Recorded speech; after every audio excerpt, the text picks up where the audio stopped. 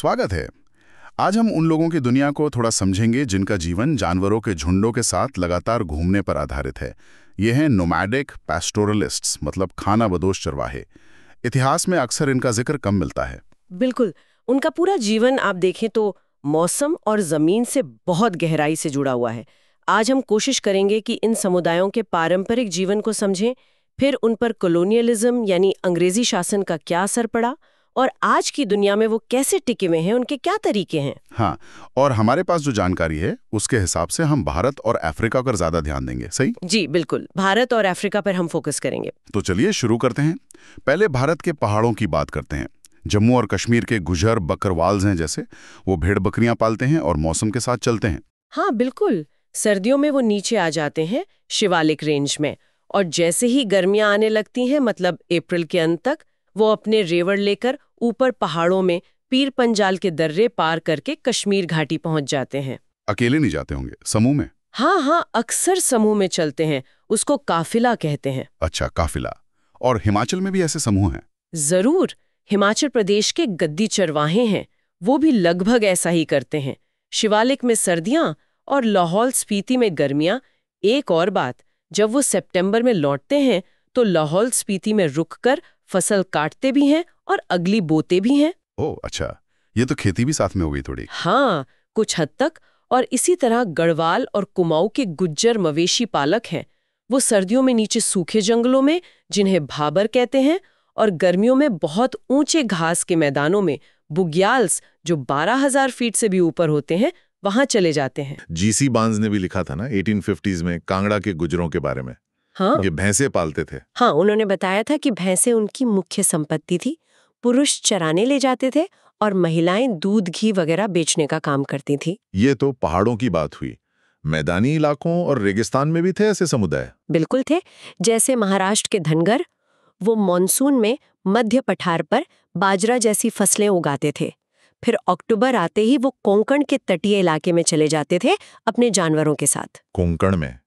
वहां क्या करते थे? वहां के किसानों, कोंकणी पेजेंट्स के साथ उनका एक खास रिश्ता था, एक तरह का सिम्बायोटिक रिलेशनशिप। धनगरों की भेड़ें किसानों के खेतों में चरती थी, फसल के बाद जो ठूंठ बच जाता था उसे खाती थी और बदले में खेतों को खाद मिल जाती थी। और धनगरों को क्या मिलता था? उन्हें बदले में किसानों से चावल वगैरह अनाज मिल जाता था। फिर जैसे ही अगली मानसून की बारिशें शुरू होती, वो वापस पठार पर लौट जाते थे। कितना सही तालमेल था। बिल्कुल। इसी तरह कर्नाटक और आंध्रा में गोलाज थे जो मवेशी पालते थे, और कुरुमा या कुरुबाज थे जो भेड़ बकरी पालते थे और ऊनी कंबल बनाकर बेचते थे। इनका आना जाना भी मौसम पर निर्भर करता था। बंजारे भी तो थे ना? वो तो कई राज्यों में घूमते थे। हाँ, बंजारे उत्तर प्रदेश, पंजाब, राजस्थान, मध्य प्रदेश, महाराष्ट्र, कई जगह थे। वो लंबी दूरी तय करते थे, सामान खरीदते बेचते भी थे। और राजस्थान के रेगिस्तान में? वहाँ रायका समुदाय था। वो खेती और पशुपालन दोनों करते थे। मॉनसून में तो अपने गांव के आसपास रहते, लेकिन अक्टूबर तक जब चारागाह सूखने लगते तो वो अपने जानवरों को लेकर दूसरी जगहों पर निकल जाते थे। मारू रायका खास तौर पर ऊंट पालते थे। ऊंट व्यापार भी करते होंगे? हाँ, पुष्कर जैसे बड़े पशु मेलों में ऊंटों की खरीद बिक्री होती थी। इन सभी समुदायों के जीवन में मौसम का सही अंदाजा लगाना, मतलब कैलकुलेशन, और दूसरे समुदायों, खासकर किसानों के साथ तालमेल बिठाना बहुत जरूरी था। ये तो सदियों से चला आ रहा था, लेकिन फिर आया कॉलोनियल रूल, अंग्रेजी शासन, उसने सब बदल दिया। हाँ बिल्कुल, अंग्रेजी शासन ने इन चरवाहों के जीवन पर बहुत गहरा और ज्यादातर नकारात्मक असर डाला। उनकी मुश्किलें बहुत बढ़ गईं। कैसे? क्या क्या बदला? सबसे पहली बात, उनके चारागाह, ग्रेजिंग ग्राउंड सिकुड़ने लगे। अंग्रेज सरकार खेती को बढ़ावा देना चाहती थी। ज्यादा खेती मतलब ज्यादा रेवेन्यू, और इंग्लैंड की इंडस्ट्रीज के लिए कच्चा माल जैसे जूट, कपास वगैरह भी चाहिए था। तो खाली जमीन पर खेती करवाने लगे। हाँ, जो जमीन खेती के लायक नहीं थी या खाली पड़ी थी, उसे उन्होंने बेकार जमीन, वेस्टलैंड मान लिया। मिड 19th सेंचुरी में वेस्टलैंड रूल्स लाए गए। इसके तहत इन जमीनों को, जिनमें कई चारागाह भी थे, लोगों को खेती करने के लिए दे दिया गया। ओह, तो जानवरों के चरने की जगह कम हो गई? बहुत कम हो गई। फिर आए फॉरेस्ट टैक्स, वो भी मिड 19th सेंचुरी में ही। जंगलों को दो हिस्सों में बांट दिया, रिजर्व्ड और प्रोटेक्टेड। इसका क्या मतलब था? रिजर्व्ड फॉरेस्ट में तो किसी को घुसने की इजाजत ही नहीं थी। और प्रोटेक्टेड फॉरेस्ट में जाने के लिए भी खास परमिट यानी इजाजत लेनी पड़ती थी, और वहां भी उनके आने जाने और चरने पर कई तरह की पाबंदियां थीं। अंग्रेज मानते थे कि जानवरों के चरने से छोटे पेड़ नष्ट हो जाते हैं। मतलब जंगल भी उनके लिए बंद जैसे हो गए। हाँ, काफी हद तक। इससे जानवरों के लिए चारा मिलना और मुश्किल हो गया। एक और बड़ी बात ये थी कि अंग्रेज अफसर इन घूमने फिरने वाले लोगों, नोमैडिक पीपल पर शक करते थे। शक क्यों? उन्हें लगता था कि इन पर नजर रखना और नियंत्रण करना मुश्किल है। वो चाहते थे कि लोग एक जगह बस कर रहें, गांव में रहें, ताकि उन पर आसानी से शासन किया जा सके, टैक्स वसूला जा सके। तो उन्होंने कुछ कानून भी बनाए इसके लिए। हाँ, 1871 में एक बहुत ही कठोर कानून आया, क्रिमिनल ट्राइब्स एक्ट। इस कानून के तहत कई दस्तकार, व्यापारी और चरवाहा समुदायों को जन्म से ही अपराधी, criminal by nature and birth घोषित कर दिया गया। जन्म से अपराधी, ये तो बहुत गलत है। बिल्कुल। इसका मतलब था कि इन समुदायों के लोग बिना सरकारी इजाजत यानी परमिट के एक जगह से दूसरी जगह जा ही नहीं सकते थे, और गांव के बाहर उनके लिए तय की गई बस्तियों में ही रहना पड़ता था। पुलिस उन पर लगातार नजर रखती थी। और टैक्स भी बढ़ा दिए थे शायद। हाँ, ऊपर से ग्रेजिंग टैक्स भी लगा दिया गया। हर जानवर पर टैक्स देना पड़ता था।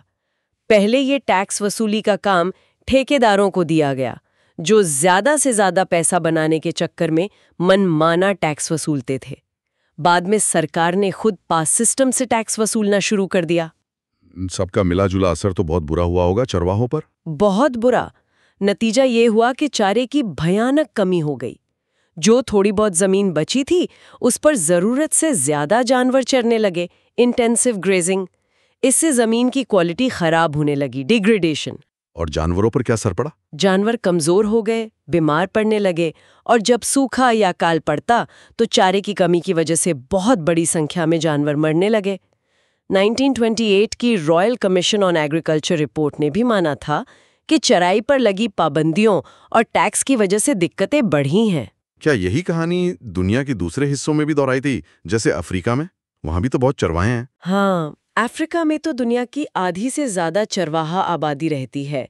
बेडुइन्स, बर्बर्स, मासाई, सोमाली, तुर्काना जैसे कई समुदाय हैं। और वहाँ भी कॉलोनियल रूल का असर कमोबेश भारत जैसा ही था। हम मसाई समुदाय का उदाहरण ले सकते हैं। मसाई, ये कहाँ रहते हैं? मसाई पूर्वी अफ्रीका में रहते हैं, आज के केन्या और तंजानिया वाले इलाके में। वो मुख्य रूप से पशुपालक हैं, मवेशी पालते हैं। कॉलोनियल दौर से पहले उनका इलाका उत्तरी केन्या से लेकर तंजानिया के मैदानों तक फैला हुआ था। बहुत बड़ा इलाका था। फिर क्या हुआ उनके साथ? 1885 में अफ्रीका का बंटवारा हुआ यूरोप की ताकतों के बीच। मसाई लैंड 2 हिस्सों में बंट गया। एक हिस्सा ब्रिटिश केन्या में चला गया और दूसरा जर्मन टंगानिका में। बंटवारे से क्या फर्क पड़ा? बहुत फर्क पड़ा। उनकी सबसे अच्छी जमीनें जो चारागाह थीं, वो धीरे धीरे उनसे छीन ली गईं। वहां पर गोरे लोगों को बसाया गया। White settlement. मसाई लोगों को दक्षिणी केन्या और उत्तरी तंजानिका के एक छोटे सूखे और कम उपजाऊ इलाके में सिमट जाने पर मजबूर किया गया। मतलब उनकी करीब 60% जमीन चली गई। हाँ, लगभग 60% जमीन उन्होंने खो दी। और जो बची हुई जमीन थी, उस पर भी पाबंदियां लग गईं। जैसे जानवरों के शिकार के लिए गेम रिजर्व्स बनाए गए। अच्छा, जैसे मसाई मारा या सेरेंगेटी नेशनल पार्क। हाँ, बिल्कुल। सेरेंगेटी नेशनल पार्क तो 14,760 वर्ग किलोमीटर से भी ज्यादा बड़ा है, और ये पूरी जमीन पहले मसाई लोगों की ही थी। इन रिजर्व्स में चरवाहों का घुसना मना था। वो न शिकार कर सकते थे, न अपने जानवर चरा सकते थे। तो उनकी आवाजाही पर रोक लग गई होगी। जाहिर है, सरहदें बंद कर दी गईं। उन्हें एक तय इलाके रिजर्व्स में सीमित कर दिया गया। अगर उन्हें उस इलाके से बाहर जाना होता तो विशेष परमिट्स लेने पड़ते थे, जो आसानी से मिलते नहीं थे। इससे तो उनका व्यापार भी रुक गया होगा। हाँ, गोरे लोगों के इलाकों में जो बाजार थे, वहां भी उनके जाने पर रोक लगा दी गई। तो न वो ठीक से अपने जानवर चरा पा रहे थे, न व्यापार कर पा रहे थे। और जब सूखा पड़ता होगा तब हालत बहुत खराब हो जाती थी, क्योंकि वो एक सीमित इलाके में बंधे थे। सूखे के समय वो कहीं और जा नहीं सकते थे। नतीजा ये होता था कि उनके बहुत सारे मवेशी भूख और बीमारी से मर जाते थे। एक भयंकर सूखा पड़ा था 1933-34 में, जिसमें मसाई लोगों के आधे से ज्यादा जानवर मारे गए थे। समाज पर भी असर पड़ा होगा। बिल्कुल।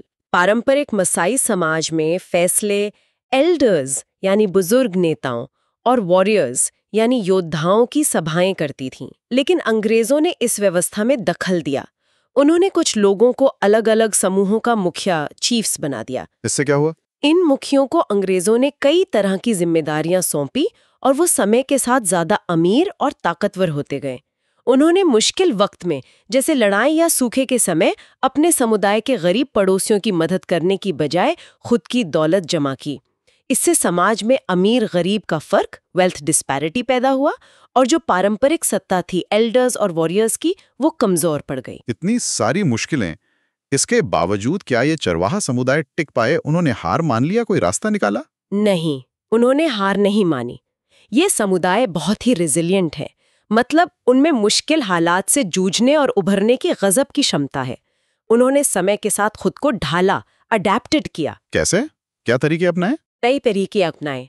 कुछ ने अपने जानवरों की संख्या कम कर दी, कुछ ने चरने के लिए नए रास्ते और नई जगह खोजी। जैसे हमने राइका समुदाय की बात की थी, 1947 में भारत पाकिस्तान बंटवारे के बाद वो सिंध नहीं जा सकते थे, जहां उनके ऊँटों के लिए अच्छी चराई थी। हाँ, तो उन्होंने क्या किया? तो वो हरियाणा की तरफ जाने लगे। वहां अब फसल कटने के बाद खेतों में वो अपनी भेड़ों को चरा सकते हैं। इससे भेड़ों को चारा मिल जाता है और खेतों को खाद।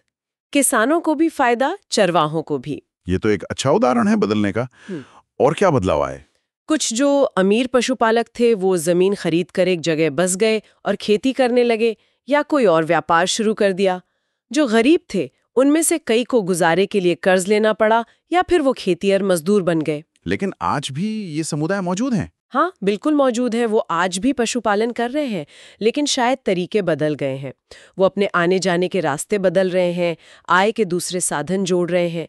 साथ ही वो अपने अधिकारों, राइट्स के लिए, जैसे चारागाहों तक पहुंच, पानी और आने जाने के अधिकार के लिए सरकारों पर दबाव भी बना रहे हैं। ये अच्छी बात है। और अब तो कई विशेषज्ञ जैसे इकोलॉजिस्ट और इकोनॉमिस्ट ये मानने लगे हैं कि खासकर पहाड़ी और सूखे जैसे इलाकों के लिए पास्टोरल नोमैडिज्म यानी ये घुमंतू चरवाही जीवन पर्यावरण के लिहाज से एक बहुत ही सही और टिकाऊ इकोलॉजिकली वायबल तरीका है। तो हमने देखा कि कैसे इन समुदायों ने अपनी पारंपरिक समझ और बुद्धिमानी से प्रकृति के साथ एक तालमेल बनाकर जीवन जिया। फिर कॉलोनियल नीतियों ने उनके सामने कितनी मुश्किलें खड़ी की, लेकिन उन्होंने हार नहीं मानी और आज भी वो कमाल का लचीलापन, रेजिलियंस दिखा रहे हैं। बिल्कुल सही। उनकी कहानी हमें बहुत कुछ सिखाती है। संसाधनों का सही इस्तेमाल, रिसोर्स मैनेजमेंट, टिकाऊ जीवन, सस्टेनेबल लिविंग और बदलते वक्त और मुश्किल हालात के साथ ढल जाने की क्षमता के बारे में। और अंत में सोचने वाली बात शायद ये है कि हम इन समुदायों से, जिनका पूरा अस्तित्व ही मुश्किल से मुश्किल हालात में भी जमीन और प्रकृति के साथ तालमेल बिठाकर जीने पर टिका है, आज के समय में क्या सीख सकते हैं?